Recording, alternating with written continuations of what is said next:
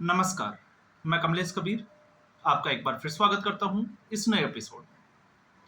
आज के इस एपिसोड में हम बात करने वाले हैं नेपाल के संदर्भ में भारत की, क्योंकि जो भी कल हुआ नेपाल में, उसका जो अगला वर्जन जो आज शुरू हुआ है उसके हिसाब से एक बार फिर जो है वो अलग-अलग शहरों में आगजनी और हिंसा देखी गई।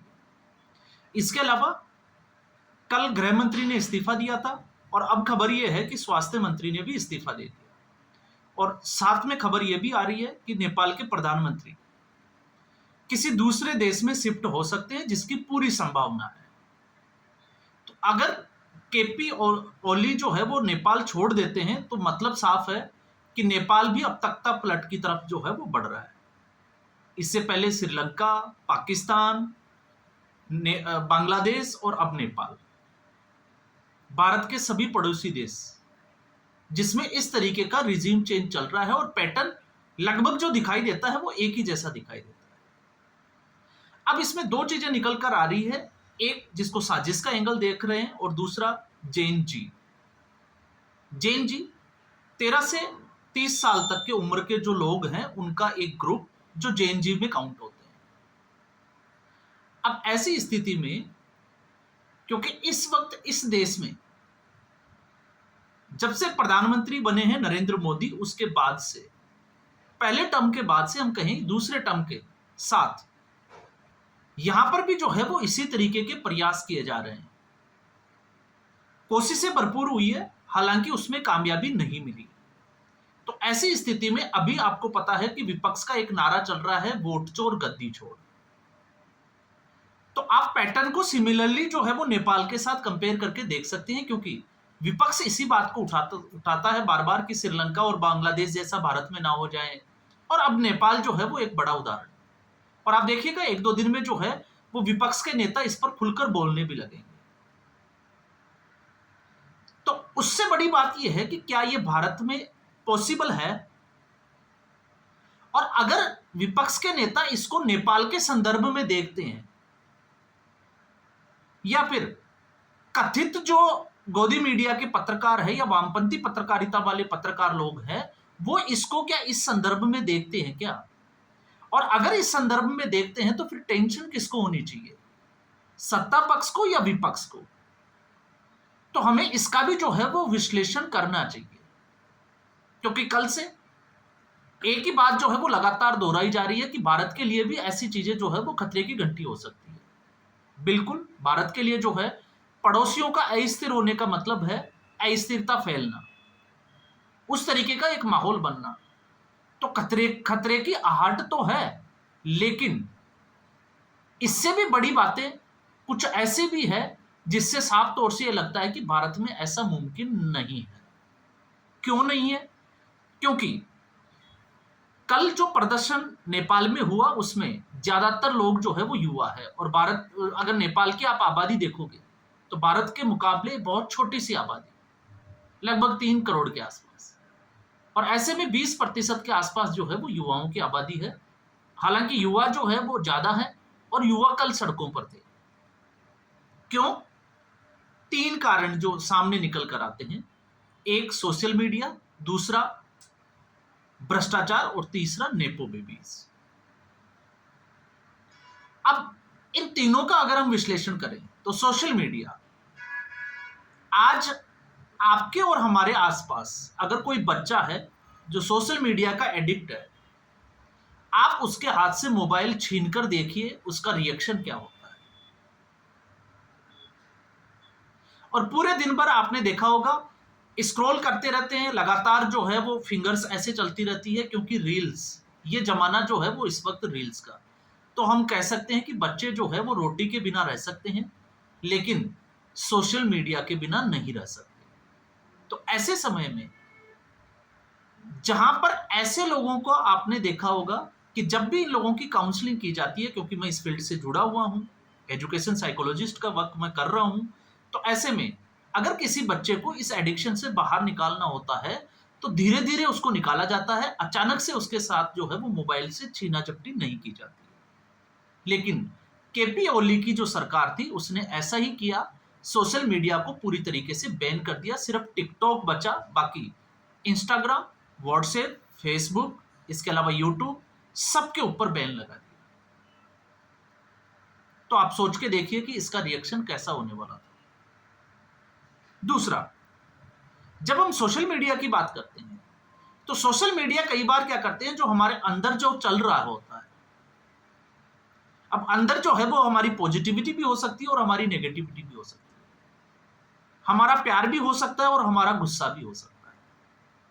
अब हर वक्त हम जो है वो अपनी गली मोहल्ले में, अपने परिवार में तो ये निकाल नहीं सकते, तो फिर जो नाराजगी है हम सोशल मीडिया के माध्यम से निकालते हैं, उस गुस्से को, उस फ्रस्ट्रेशन। तो जो युवा है, जो इसके शिकार है, अगर वो ऐसा करते हैं तो अब जब आपने सोशल मीडिया को बंद कर दिया तो फिर अब ये अपना गुस्सा जो है वो कहां निकालेंगे।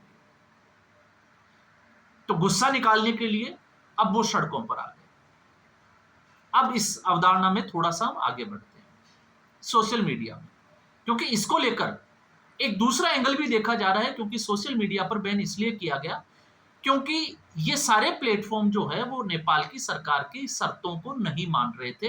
टिकटॉक ने जो है वो स्वीकार्यता दिखाई, तो टिकटॉक वहां पर चल रहा है। अब इसको जो है वो अमेरिका और चाइना के ट्रेड वॉर के साथ में, या अभी जो चल रहा है एससीओ समिट, उसके हिसाब से भी देखा जा रहा है। लेकिन इसके ऊपर जो है वो हम अलग से वीडियो में बात करेंगे। दूसरा आता है भ्रष्टाचार। अब यहां पर भारत में जब हम आप इसको सोशल मीडिया की दृष्टि से देखते हो, क्योंकि हम तुलना कर रहे हैं नेपाल और भारत में कि भारत में क्यों नहीं हो सकता, तो भारत में इस तरीके का कोई डिसीजन जो है वो सरकार के द्वारा लिया जाएगा, इसकी संभावनाएं बहुत कम है। क्यों? क्योंकि सरकार विरोधी, या आप कहें कि मोदी विरोध में तो इतने लोग जो है वो इससे जुड़े हुए हैं सोशल मीडिया से, दिन रात जो गाली देते हैं, अभी उनके ऊपर कोई एक्शन नहीं हुआ। तो निकट भविष्य में अगर हम ये सोचें कि इनको बंद कर दिया जाएगा, बैन कर दिया जाएगा, इसकी संभावना कतई नजर नहीं आती। इसलिए ये ऑप्शन जो है वो भारत से बिल्कुल खत्म हो जाता है। कारण इसके अगर आप ढूंढने की कोशिश करोगे तो बहुत सारे मिलेंगे, और अगर हम उस पर विस्तार से बात करेंगे तो फिर वीडियो जो है उसका टाइम बहुत लंबा हो जाएगा। तो उससे हम जो है बचने की कोशिश करते हुए दूसरे टॉपिक पे आते हैं, भ्रष्टाचार। भ्रष्टाचार रिजिम चेंज करने का एक बहुत बड़ा कारण होता है। अब ऐसी स्थिति में, क्योंकि वहां पर सरकार के ऊपर आरोप है भ्रष्टाचार के, तो भ्रष्टाचार के खिलाफ आवाज उठी है। अब ऐसे में भारत में ऐसा क्यों नहीं हो सकता, क्योंकि भारत इससे भी बड़ा एक आंदोलन जो है वो फेस कर चुका है, इंडिया अगेंस्ट करप्शन। अब स्थिति क्या है, क्योंकि वहां पर सत्ता पक्ष के ऊपर भ्रष्टाचार के आरोप है, और यहां पर ऑलरेडी इस तरीके का सत्ता परिवर्तन तो नहीं हुआ, नहीं कह सकते हम, लेकिन भ्रष्टाचार जिनके ऊपर आरोप थे उस पार्टी की सीटें 44 सीटों पर आके रह गई। दूसरी बार जो है वो लगभग जो है वो 50 के आसपास, 52, और फिर अब जाकर जो है वो 99 सीटें हुई है। मैं बात कर रहा हूं कांग्रेस पार्टी यूपीए 2 की सरकार।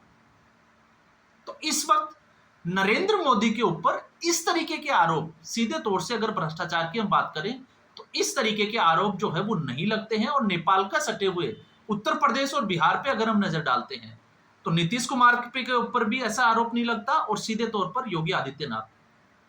अब तीनों को आप जोड़कर देख सकते हैं जब हम भ्रष्टाचार की बात करते हैं। नीतीश कुमार के सामने इस वक्त, क्योंकि जब रिजीम चेंज करने की बात आती है तो आवाज उठाने वाला कौन है, तो आरजेडी, तेजस्वी यादव। तो तेजस्वी यादव की खुद की क्रेडिबिलिटी क्या है भ्रष्टाचार के मामले में? तो उनके पिताजी लालू यादव 6 अलग अलग मामलों में 950 करोड़ के घोटाले में पहले से ही सजा याफ्ता है, और वो पार्टी सत्ता से दूर है, इस वक्त सत्ता से बाहर है। तो परिवर्तन क्या है फिर? क्या बिहार में परिवर्तन की संभावनाएं हैं? तो इस एंगल से अगर आप भ्रष्टाचार के एंगल से देखते हो तो फिर जनता सड़कों पर नहीं उतरने को तैयार। क्यों नहीं उतरने को तैयार? क्योंकि भ्रष्टाचारियों का साथ देने के लिए पब्लिक इस वक्त मूड में नहीं है। वोटर अधिकार यात्रा चली, कितने लोग सड़कों पर आए पूरे देश में? कोई नहीं आया। क्यों नहीं आया? क्योंकि इस वोटर अधिकार यात्रा में शामिल कांग्रेस पार्टी और आरजेडी दोनों के ऊपर किस तरीके के आरोप है आप देख सकते हैं। एक नेशनल हेराल्ड केस में जमानत पर हैं और दूसरे सजायाफ्ता है। तेजस्वी यादव खुद जो है लैंड फॉर जॉब्स में उनके खिलाफ जो है वो इंक्वायरी चल रही है। तो अपोजिट अगर आप देखते हो तो नीतीश कुमार, जिनके ऊपर सीधे तौर पर भ्रष्टाचार का कोई आरोप नहीं है। दूसरा, नरेंद्र मोदी, उनके खिलाफ पहले जो है वो इस तरीके का प्रयास किया जा चुका है, राफेल का मुद्दा उठाया, तमाम तरीके के अंबानी अडानी उठाकर देख लिया विपक्ष ने, लेकिन एक भी आरोप नरेंद्र मोदी के साथ नहीं चिपका। इसलिए ये दूसरा मामला भी खत्म हो जाता है। इसलिए खत्म हो जाता है क्योंकि भ्रष्टाचार के मामले में विपक्ष की क्रेडिबिलिटी पर भरोसा नहीं है। अब आता है तीसरा, नेपो बेबीज। कल से एक ये वर्ड जो है वो बड़ा ट्रेंडिंग कर रहा है, नेपो बेबीज। अब नेपो बेबीज क्या है? क्योंकि नेपाल में जो बच्चे सड़कों पर उतरे हुए हैं, जो युवा सड़कों पर है, उनका आरोप है कि बिना कुछ किए नेताओं के जो बच्चे हैं वो सोशल मीडिया पर अपनी लाइफस्टाइल दिखा रहे हैं, लग्जरी लाइफ जी रहे हैं बिना योग्यता के, लेकिन टैलेंट इसमें जो है वो पीछे छूट जाता है, उनको कोई जगह नहीं मिल रही है। तो भ्रष्टाचार और नेपो बेबीज, परिवारवाद को जोड़कर देखा जा रहा है। अब परिवारवाद की कहानी में नेपाल में अलग बात हो गई और भारत में अगर परिवारवाद का आरोप चिपकता है तो किसके ऊपर चिपकेगा? राहुल गांधी, अखिलेश यादव और तेजस्वी यादव। तो अगर नरेंद्र मोदी का अल्टरनेट के रूप में अगर आप देखते हो, मान लो इस आरोप पे भी अगर हम आए, तो राहुल गांधी, पूरी कांग्रेस पार्टी परिवारवाद से घिरी हुई है, अखिलेश यादव ठीक ऐसी ही कंडीशन है और तेजस्वी यादव। तो राहुल गांधी की योग्यता क्या है पॉलिटिकल तौर पे? 2004 से वो सक्रिय राजनीति में है, लेकिन आज तक का कोई अचीवमेंट है? कोई अचीवमेंट नहीं है। लगभग 90 चुनाव हारे हुए हैं और इतने अयोग्य होने के बाद में भी वो बने हुए हैं। तो अगर जनता सड़कों पर उतरती है तो किसके भरोसे उतरेगी? तो जहां काबिलियत की बात है, परिवारवाद की बात है, तो वो सत्ता पक्ष पर नहीं है, यहां पर विपक्ष के साथ जुड़ा। अखिलेश यादव, उनका भाई, जिस तरीके से आपको पता है कि सड़कों के ऊपर टसन दिखाता है, तो लग्जरी लाइफ कौन जी रहा है? परिवारवाद वाले। लेकिन स्थिति यह है कि उनके सामने है योगी आदित्यनाथ, और योगी आदित्यनाथ की बहन उत्तराखंड में एक चाय की टपरी चलाती है। आप उनका घर परिवार देखोगे तो लग्जरी लाइफ से वो कोसों दूर है। तो आप इस आरोप को कैसे चिपका सकते हो कि जनता आपके ऊपर भरोसा करे? तो जनता अखिलेश यादव पर इस मुद्दे पर भी भरोसा नहीं कर सकती। और फिर हम आते हैं तेजस्वी यादव। 9वीं फैल का जो है वो आरोप लगता है, बड़ा आरोप लगता है। और लालू यादव, क्योंकि बचपन की जो तस्वीरें दिखाई जाती है तेजस्वी यादव की, उसमें वो झोंपड़ी दिखाई जाती है। और लालू यादव के बच्चे कितने हैं आप अंदाजा लगाइए कि उस झोंपड़ी से निकलकर आज 5,500 करोड़ से भी बड़ा साम्राज्य, जिसमें 950 करोड़, 950 करोड़ का सीधा सीधा घोटाला, और दोष सिद्ध है। मैं आरोपों की बात नहीं करता, दोष सिद्ध हो चुका है। तो ऐसी स्थिति में बिना योग्यता के,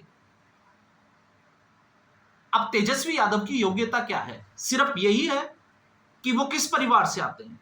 लालू यादव के परिवार से।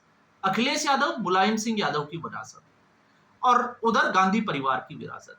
इसके अलावा इन तीनों के पास क्या है? अखिलेश यादव बाप की कृपा से मुख्यमंत्री बन गए, और जब मुलायम सिंह यादव नहीं है तो आज स्थिति क्या है आप देख सकते हैं। लालू यादव के परिवार की क्या स्थिति है उसको भी आप समझ सकते हैं। लालू यादव को एक बार आप हटा दीजिए तो तेजस्वी यादव क्या है? तो अगर जनता इस फैसले पर, विपक्ष अगर यह खुश होता है कि ऐसा हो सकता है, तो मुझे लगता है कि अगर जनता इस तरीके से उतरेगी तो फिर राहुल गांधी, अखिलेश यादव और तेजस्वी यादव के लिए तो बहुत मुश्किलें होने वाली है। और यही एक कारण है कि जनता सड़कों पर उतरने के लिए तैयार नहीं है। किसान आंदोलन जैसा बड़ा आंदोलन होने के बावजूद भारत में ऐसा कुछ नहीं हुआ। तो क्यों नहीं हुआ? क्योंकि लोगों को दूसरे लोगों के ऊपर, जो राजनीति में बैठे हुए हैं बिना योग्यता के, उन लोगों पर भरोसा नहीं है। तो आप परिवारवाद, भ्रष्टाचार और तीसरा सोशल मीडिया, तो तीनों ही कारण जो है वो भारत में पूरे तरीके से खारिज हो जाते हैं।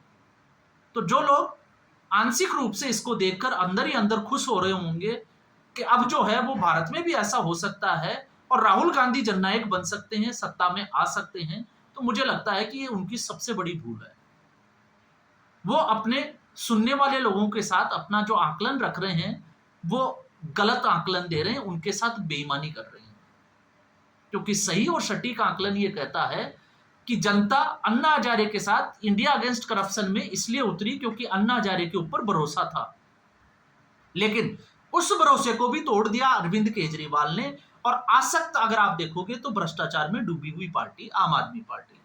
तो अगर आज आम आदमी पार्टी इस तरीके का आह्वान करती है, तो क्या जनता सड़कों पर उतरने के लिए तैयार है क्या? बिल्कुल नहीं। क्या अगर आज राहुल गांधी किसी तरीके का आह्वान करता है, वोटर चोरी का आप देख लीजिए। और जब हम वोटर चोरी की बात करते हैं तो हम 1952 से लेकर हर वीडियो में जो है वो बात करते हैं कि किस तरीके से कांग्रेस पार्टी ने प्रधानमंत्री के फोन करने से जो है वो मतों की चोरी हो जाती थी। तो आज वो पार्टी वोट चोरी का आरोप लगा रही है नरेंद्र मोदी के ऊपर। और जहां परिवारवाद की बात आती है और टैलेंट की बात आती है, तो कांग्रेस पार्टी में टैलेंट कहां है? सचिन पायलट मुख्यमंत्री बना, नहीं बन पाया। ज्योतिरादित्य सिंधिया, कांग्रेस छोड़नी पड़ी। हेमंता बिस्वा शर्मा, कांग्रेस पार्टी छोड़नी पड़ी। G23 कपिल सिब्बल, गुलाम नबी आजाद, इन लोगों को कांग्रेस पार्टी ही छोड़नी पड़ी, लेकिन ये कभी आगे नहीं आ पाए। और जो बचे थे, राजेश पायलट, संजय गांधी और माधवराव सिंधिया, तो आकस्मिक दुर्घटनाओं का शिकार हुए। और राजनीति में कहते हैं कि संयोग और प्रयोग, इनके अलावा कोई तीसरी चीज नहीं होती। अब वो संयोग था या प्रयोग था, आप खुद सोचकर देखिए। इसलिए भारत की जनता जो है वो समझदार है, कोशिशें भरपूर की जाती है, लेकिन विपक्ष इसमें कामयाब नहीं हो पाता। तो आज के एपिसोड में बस इतना ही। उम्मीद करूंगा वीडियो एपिसोड आपको पसंद आया होगा। वीडियो को लाइक करें, शेयर करें, चैनल जरूर सब्सक्राइब करें। धन्यवाद।